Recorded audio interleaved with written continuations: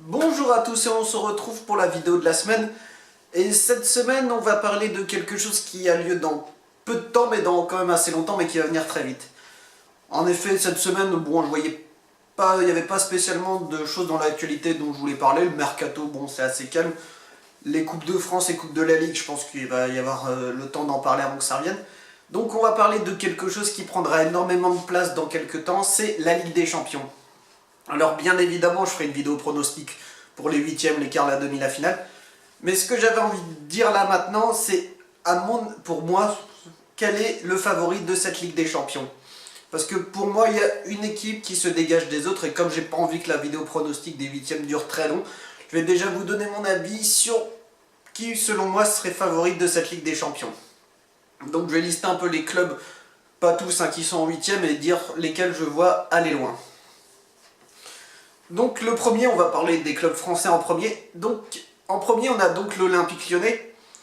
Le problème de Lyon, on l'a vu, et ça c'est un constat qu'on fait peut-être depuis plusieurs saisons avec l'équipe lyonnaise, c'est qu'ils sont capables du meilleur comme du pire. Par exemple, en phase de poule, ils ont battu Manchester City, mais en Liga, ils peuvent perdre contre Guingamp ou Reims. Mais donc, en plus, là, en huitième de finale, on va être opposé à Barcelone. Donc, pour moi, Lyon, limite, pourrait sortir le Barça, mais pourrait perdre après face à un petit club. Donc pour moi, l'irrégularité de Lyon est un handicap important dans cette Ligue des Champions. Je ne les vois pas aller trop loin à cause de ça. Peut-être qu'ils vont sortir le Barça, pour moi c'est loin d'être impossible, je vais parler du Barça un peu après. Mais pour moi cette irrégularité, leur faiblesse défensive surtout, leur coûtera cher à un moment. Donc pour moi, Lyon fera peut-être un exploit, mais pas 10. Du côté du PSG, alors sans trop entrer dans les détails du pronostic des huitièmes de finale, ils sont opposés à Manchester qui a retrouvé des couleurs depuis que Mourinho est arrivé, depuis que Mourinho est parti. Si Mourinho était resté, je pense que Paris se serait qualifié sans trop de soucis. Là, ça va pas être la même mayonnaise. Et pour Paris, je l'ai déjà évoqué dans une précédente vidéo, et à l'heure à laquelle je parle, ils n'ont toujours pas leur milieu de terrain. Ils parlent même de réintégrer Adrien Rabiot, mais dans quel état il sera? Il n'a pas joué depuis un petit bout de temps. Et je pense que même mentalement, je ne sais pas s'il serait très concerné. Pour moi, il faut qu'il trouve une solution. Acheter un joueur ou je sais pas, faire revenir la Sanatiara, pourquoi pas. Non, là je déconne. Mais il faut qu'il trouve une solution. Et pour moi, cet handicap au milieu de terrain est crucial. Et ça déborde d'un autre point qui, pour moi, va être important dans le favori que je vois en Ligue des Champions. C'est qu'il faut avoir un banc conséquent. Et là, à l'heure actuelle, si on a un Marquinhos ou Verratti qui est blessé ou suspendu, ce qui pourrait leur arriver, surtout avec Verratti, le Paris Saint-Germain n'est pas à l'abri de ça, ils mettront qui à la place? Donc il y a de gros soucis avec ça. Donc pour moi, le Paris Saint-Germain, c'est au vu de l'effectif qu'ils ont pour l'instant, je ne les vois pas aller loin en Ligue des Champions. Donc on va parler aussi de l'adversaire de Lyon, à savoir le Barça. Pour moi, le Barça qui fait partie, c'est mon deuxième favori, on va dire, derrière l'autre équipe que je vois. C'est-à-dire qu'ils sont équilibrés partout. Évidemment, ils ont Messi devant, Messi, Suarez, tout ça. Ils ont un banc conséquent. Par exemple, on en a Dembélé, on a Coutinho, etc. Mais pour moi, le Barça, je sais pas, depuis quelques années, ils n'arrivent plus à m'impressionner comme ils le font. Maintenant qu'on a impressionné le Barça, c'est par des exploits individuels, mais ce football de possession de Barcelone, je trouve, est un peu dépassé. Ils ont du mal à se renouveler. Donc, et puis depuis qu'ils ont gagné en 2015, à chaque fois, ils se font presque sortir facilement. Hein. Enfin, pas facilement non plus, mais c'est jamais très dur de les sortir. Donc, on se souvient l'année dernière, ils ont fait un beau parcours, mais c'était pas suffisant. Mais pour moi, le Barça ne m'impressionne plus autant qu'avant. Et pour ça, je les vois pas aller très loin. Comme je dis, face à Lyon, honnêtement, pour Lyon, s'il y a un adversaire qui peut sortir, c'est le Barça. Parce que c'est un peu le même profil, on va dire, que Manchester City, comme traité par Guardiola, évidemment. Mais dans le style de jeu, ça peut être ce qui plaît à Lyon, où ils peuvent profiter de leur talent individuel en contre avec des Fekir, des Depay s'ils sont en forme. Donc Barça a évité le piège le nez, mais je les vois pas gagner cette Ligue des Champions. Alors un autre adversaire important, c'est le Bayern Munich. Et là, c'est un peu le même constat qu'au Barça. Ils ont des grosses faiblesses, je trouve, en ce moment. Au championnat d'Allemagne, ils sont pas aussi dominants que les autres années. Et c'est pareil, il y a des joueurs que je trouve qui stagnent un peu. Lewandowski, depuis qu'il arrive au Bayern, je trouve, c'est pas le même joueur, ou en tout cas, je sais pas ce qu'il y a, mais il est moins impressionnant qu'à l'époque où il était à Dortmund. J'ai jamais trouvé une grosse progression, c'est ce joueur que pourtant j'aime bien. Et là, pour moi, il est en situation de stagnation. Donc, là aussi, enfin c'est qu'un exemple, hein, mais ils ont une belle équipe au Bayern, ils vont avoir la frappe de bâtard qui les rejoindra plus tard, mais pour moi le Bayern là aussi, c'est une bonne équipe sur le papier, mais il manque quelque chose pour les voir aller plus loin. Ils ont des joueurs, comme je dis, qui stagnent, et en plus ils vont perdre Ribéry et Robben en fin de saison, et là, je pense qu'ils sont également sur la fin, même s'ils font encore des beaux exploits. Mais pour moi, c'est une équipe qu'il faut vraiment qu'ils fassent, je sais pas, un gros coup de ménage, mais en tout cas qu'ils se renouvellent, parce que là, ça devient compliqué. Donc, on va parler aussi des équipes anglaises aussi. Alors forcément, il y a Manchester City. Manchester City, j'ai envie de dire, rien qu'avec la double confrontation contre Lyon, a montré que cette équipe était loin d'être imbattable. Et c'est pareil aussi pour moi, c'est l'affaire du Barça, tout ça, c'est de la possession, mais est-ce que c'est si fantastique que ça? Je sais pas. Pour moi, il y a pareil Manchester City, ils n'ont pas le match de référence qui me fait dire que waouh, cette équipe elle est incroyable. Et là, voilà, donc pour moi, c'est compliqué aussi pour Manchester City.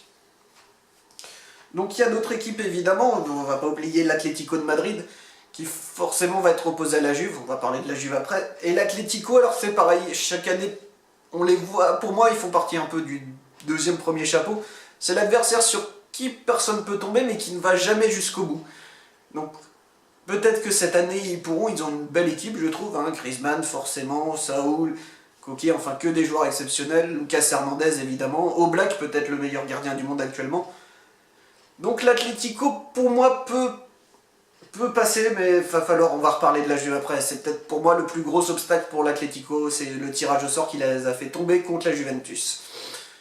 Mais s'ils passent la Juve, pour moi ils feront clairement partie des favoris. Si la Juve tenait à perdre contre l'Atlético, je mets l'Atlético favori numéro 1 pour moi parce qu'ils sont complets un peu partout. Alors, on va aussi parler vite fait du Real Madrid, le tenant du titre forcément. Alors le Real qui a perdu ses deux stars, hein, Zidane et Ronaldo, qui en a encore des belles, hein, des Gareth, ce qui revient bien en forme actuellement, Gareth Bale. Donc est-ce que il va pouvoir permettre au Real de briller encore cette année? J'ai dit, je pense que le Real, ils ont gagné 3 Ligues des Champions consécutivement, c'était une performance exceptionnelle.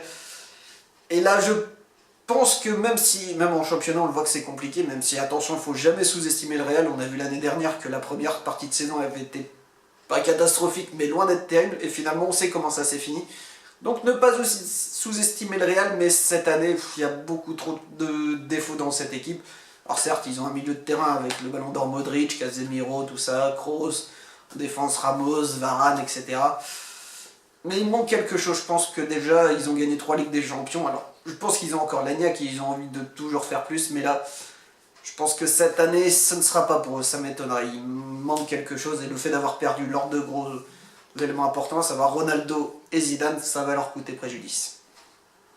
Et on va parler du dernier adversaire, et qui est pour moi le favori de cette Ligue des Champions. Alors avant d'en parler, évidemment, j'ai pas parlé de l'AS Rome, de Porto ou de clubs comme ça, qui malheureusement ils peuvent faire des beaux parcours. On a vu avec Rome l'année dernière qui est allé jusqu'en demi-finale. Mais je les vois pas aller en Ligue des Champions, la remporter. Porto, souvent placé, jamais vainqueur, à part en 2004 évidemment.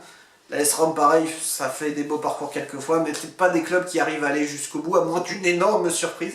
Même dans leur effectif, l'AS Rome c'est pas mal, un peu vieillissant je trouve. Et Porto c'est pas mal, mais bon il leur manque. C'est un niveau en dessous des autres clubs que j'ai cités.